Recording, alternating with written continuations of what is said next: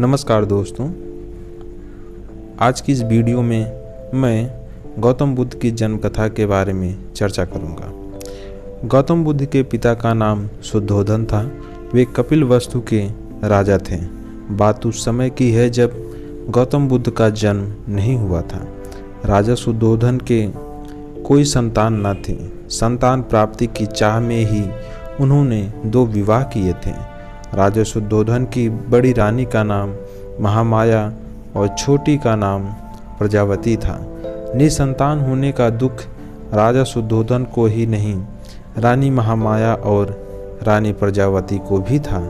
इस चिंता का उपाय किसी के पास नहीं था, अतः वे सभी मौन थे। एक समय की बात है कि रानी महामाया रात्रि काल में अपने इष्ट देव का स्मरण कर शैया पर लेट गईं। लेटते ही उनकी आंख लग गई और उनकी आंखों के सामने भिन्न भिन्न प्रकार के सुखद स्वप्न चित्र तैरने लगे।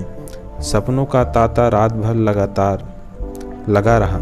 रानी ने स्वप्न में देखा कि एक हाथी ने कमल पुष्प से रानी के दाएं अंग पर धीरे से प्रहार किया और फिर वह लघु से लघुतर स्वरूप धरकर वह एकाएक रानी के गर्भ में समा गया।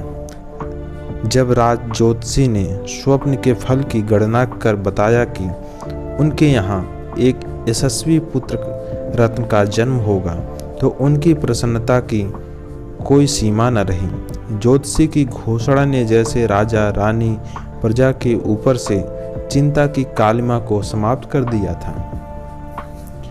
उस समय की प्रथा के अनुसार रानी अपने प्रथम शिशु को अपने माता पिता के घर ही जन्म देती थी।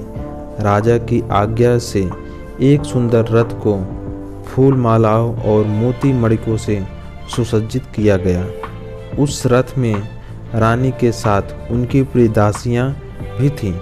रानी के रथ का काफिला आगे बढ़ा जा रहा था कि लुम्बिनी वन के निकट रानी को तीव्र प्रसव पीड़ा होने लगी।